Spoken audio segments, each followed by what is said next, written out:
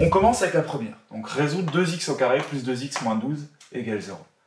Pour résoudre un polynôme du second degré, c'est-à-dire pour savoir quand est-ce qu'il est égal à 0, autrement dit pour trouver les racines, parce que les racines, c'est les valeurs de x, donc c'est les nombres que je vais mettre à la place de x ici, et qui vont faire que mon polynôme vaut 0. Si vous n'avez toujours pas compris, rappelez-vous qu'un polynôme, ça a priori une tête comme ça.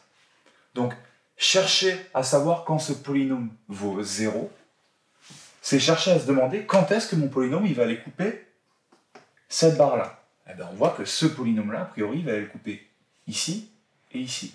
Eh bien, ces valeurs, par exemple 3 et 5, c'est un exemple, hein, ce n'est pas les vraies solutions. Si vous les prenez et que vous vous amusez à les mettre à la place de x, ici, eh bien, vous allez trouver 0, si vous ne vous êtes pas trompé. Alors, on attaque avec le premier. Donc, la méthodologie avec le déterminant, c'est un vrai truc de bœuf. C'est toujours la même et ça ne changera pas, même si vous faites maths sup, maths spé. En réalité, si vous faites maths sup, maths spé, on va voir qu'il y a des petites subtilités, mais a priori, ça reste exactement la même chose. Donc, première étape, on calcule ce fameux déterminant. Donc, la formule du déterminant, tatouez-la vous quelque part, hein, parce qu'il ne faut vraiment pas l'oublier. Hein. C'est b au carré moins 4ac. Alors évidemment, si vous en êtes à vous demander qu'est-ce que c'est que ce b, qu'est-ce que c'est que ce a, qu'est-ce que c'est que ce c, vous feriez peut-être bien de revenir un petit peu en arrière dans les vidéos et de vous informer sur la forme développée. Parce que le a, c'est évidemment ce qu'on va lire devant le x au carré, le b, c'est ce qu'on va lire devant le x, et le c, c'est ce qu'on va lire ici. Donc je m'y colle. Gros calcul de bourrin, aucune intelligence, hein, à aucun moment je réfléchis vraiment. b au carré, 2 au carré, moins, je remets mon moins, 4ac, donc 4 fois 2 fois, attention piège, pas fois 12, fois moins 12, d'accord? 4 fois 2 fois moins 12. Et là c'est parti pour du calcul bête et méchant. 2 au carré, 4. 4 fois 2, 8.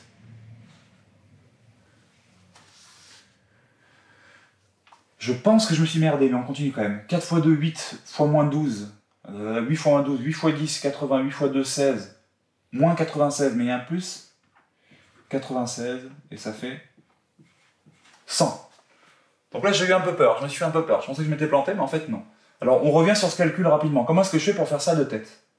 4 fois 2, c'est facile. Vous connaissez vos tables de multiplication, ça vient tout de suite, ça fait 8. Donc, je me retrouve à faire 8 fois moins 12. Pour faire 8 fois moins 12, je ne vais pas faire 8 fois 12, je vais faire 8 fois 10, donc 80. Et ensuite, je vais ajouter 2 fois 8. Regardez, 8 fois 12, c'est comme 8 fois 10 plus 2. Et ensuite, je développe. Ça me fait 8 fois 10 plus 8 fois 2. D'accord? D'où mon moins 96. Et vu que j'ai un moins devant, ça fait plus 96. Donc, on a un delta qui vaut 100.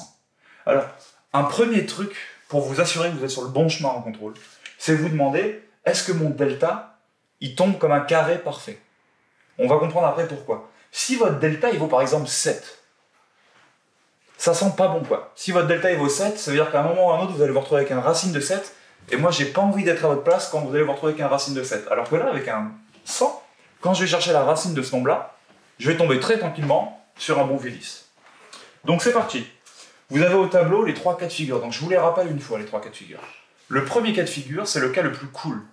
C'est quand delta est négatif. Pourquoi? Parce que quand delta est négatif, il n'y a pas de solution. D'accord? Pourquoi est-ce que c'est le cas le plus cool? Parce que ça veut dire que si delta était négatif ici, fin de l'exercice. Ce polynôme n'a pas de racine, il n'y a donc pas de solution. D'accord? Le cas un peu moins cool, mais qui est quand même cool, c'est quand delta il vaut pile poil 0. Parce que quand delta il vaut pile poil 0, la formule elle est là, la seule solution qu'il y a, c'est x1 égale moins b sur 2a. Donc pour ceux qui ont oublié à quoi ça ressemble un polynôme, je vous le mets ici. Quand delta est négatif, donc ça c'est le cas delta négatif, il n'y a pas de solution, c'est-à-dire que cette courbe-là, elle ne va jamais toucher l'axe des abscisses. Donc elle ne sera jamais égale à 0. D'accord? Donc ça c'est vraiment le cas super sympa. Le cas un peu moins sympa, mais sympa quand même, c'est celui-là, où notre delta, il est égal à 0. Pourquoi? Parce que là, vous allez avoir une seule solution qui va valoir moins b sur 2a. Et le cas général, qui est finalement le cas le plus lourd en termes de calcul, c'est le cas où votre polynôme il fait un truc comme ça. Et il va aller toucher 2 fois l'axe des abscisses. D'accord? Donc nous, dans quel cas est-ce qu'on se trouve? On se trouve, évidemment, pour commencer, pendant que vous êtes encore un peu chaud, dans le cas le plus dégueulasse, c'est-à-dire le cas où on a un delta qui est positif. Alors, je me laisse pas abattre, je m'assois pour être bien, et je m'y colle. Donc les deux racines, c'est x1 qui vaut moins b, moins racine de delta sur 2a, et x2 qui vaut moins b plus racine de delta sur 2a. Alors, à ce stade-là, si vous êtes un peu malin, vous avez compris pourquoi je vous disais qu'on voulait avoir un carré parfait. Imaginons que j'ai un 7 à la place de mon 100. Quand je vais vouloir écrire ce truc-là, là, je vais écrire racine de delta, ben, je vais avoir un racine de 7. Et racine de 7, vous pourrez faire ce que vous voulez, vous allez vous le traîner jusqu'au bout, ce racine de 7. C'est un nombre premier, il n'est pas divisible, il n'est rien du tout. Regardez ici avec 100 ce qui se passe. Donc je recopie mes chiffres bêtement, donc mon moins b, je vais le chercher là-haut, donc moins 2. Moins racine de mon delta, donc de 100, sur 2a, donc 2 fois 2. Ok? Moins racine de 100. C'est quoi la racine de 100? Ben, c'est tout simplement, je ne vais pas vous dire que 100 c'est 10 au carré, ça vous le savez très bien, et la racine d'un nombre au carré, si ce nombre est positif, ça fait lui-même. Autrement dit, je peux supprimer la racine et le carré. Divisé par 2 fois 2. Et là, petit calcul mental, moins 2, moins 10, ça fait moins 12. Divisé par 4, moins 12 divisé par 4, ça fait moins 3. Et bim, j'ai ma première racine. Pour la deuxième, exactement la même chose. Moins b, donc moins 2, plus 10 sur 2 fois 2. Moins 2 plus 10, ça me fait 8. Divisé par 4, ça me fait 2. Et j'ai ma deuxième solution. Vous voyez qu'il n'y a rien de compliqué là-dedans. Vous allez me dire, oui, il y a plein d'erreurs à faire, on peut se planter 50 000 fois. C'est vrai, vous pouvez vous planter 50 000 fois. Mais si vous vous plantez sur des calculs comme ça, c'est pas que vous maîtrisez pas le chapitre, c'est que vous avez un problème de calcul. Et les problèmes de calcul, c'est comme des problèmes de grammaire, c'est des trucs qui se règlent en faisant du calcul. On en reparlera dans d'autres vidéos, mais il y a peut-être moyen de régler votre problème. Donc, à ce stade-là du contrôle, vous avez trouvé les deux racines, c'est-à-dire que vous avez résolu ce polynôme. On peut vérifier très facilement si nos racines, elles donnent bien un polynôme qui vaut 0. Donc je vais prendre par exemple ma racine 2 là, et je vais m'amuser à la mettre dans ce polynôme-là.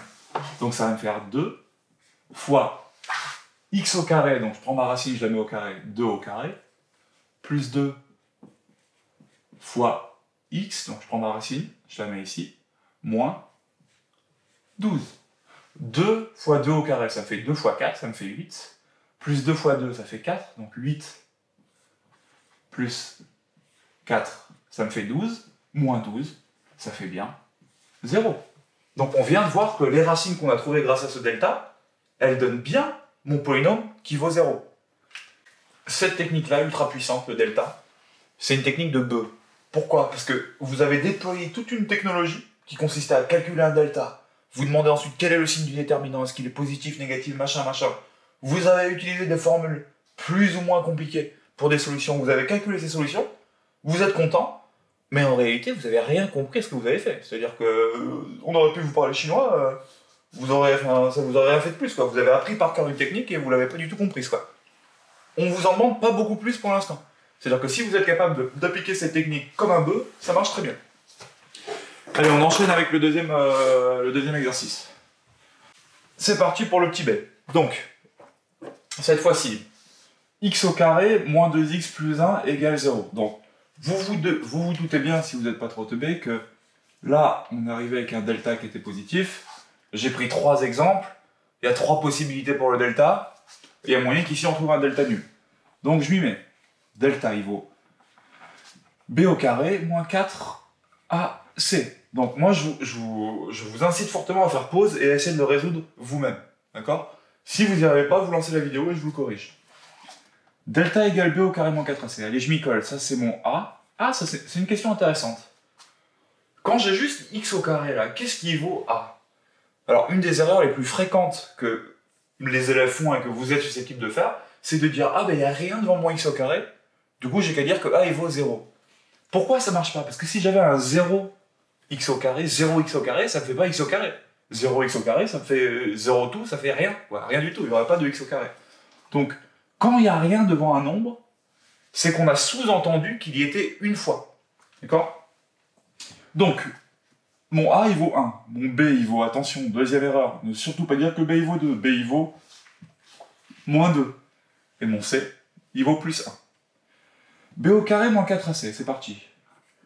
Moins 2 au carré, moins 4 fois 1 fois 1. Donc là, on est content parce que ça nous fait 4.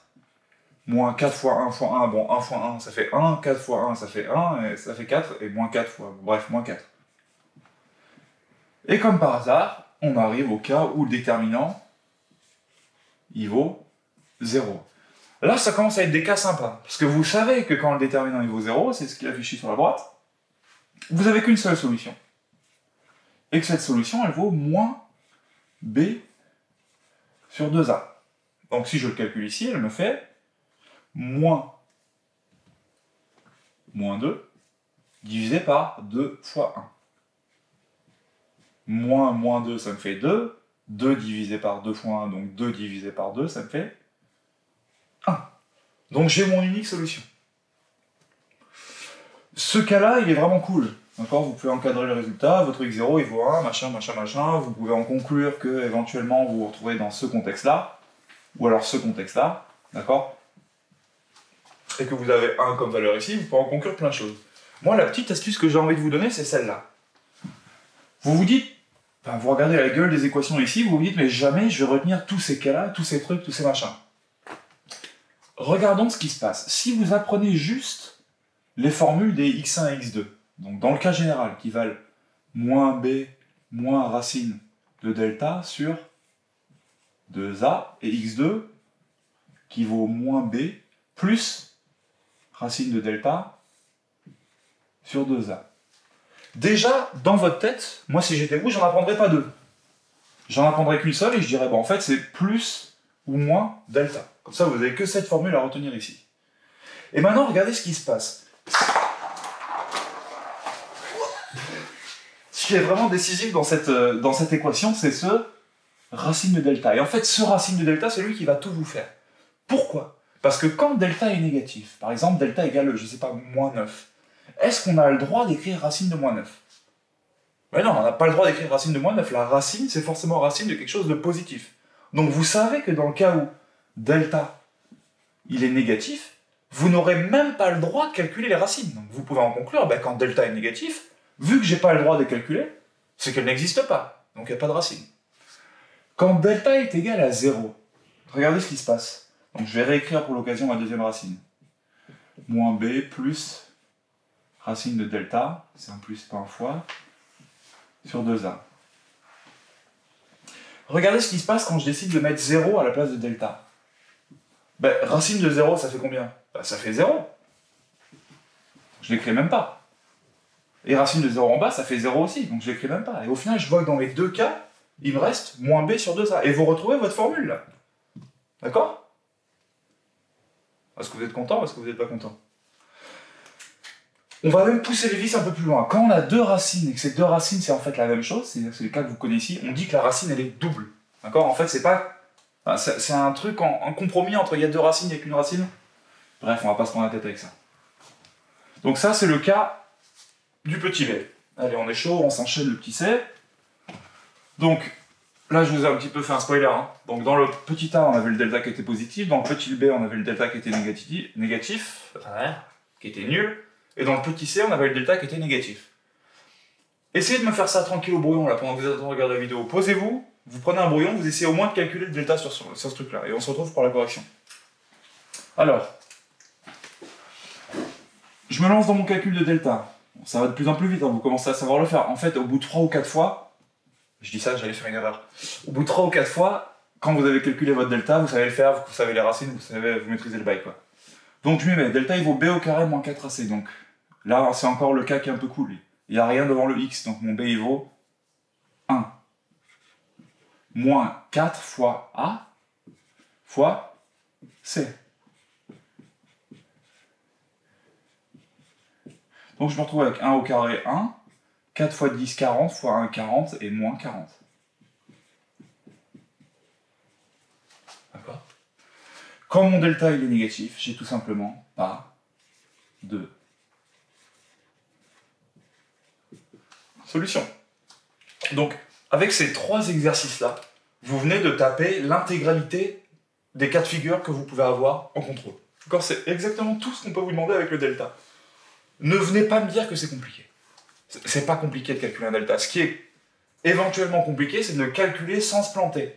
Mais si vous avez des problèmes de moins par moins, si vous avez des problèmes à identifier les constantes, vous n'avez pas un problème de delta et vous n'avez pas un problème de polynôme du second degré, vous avez un problème de calcul.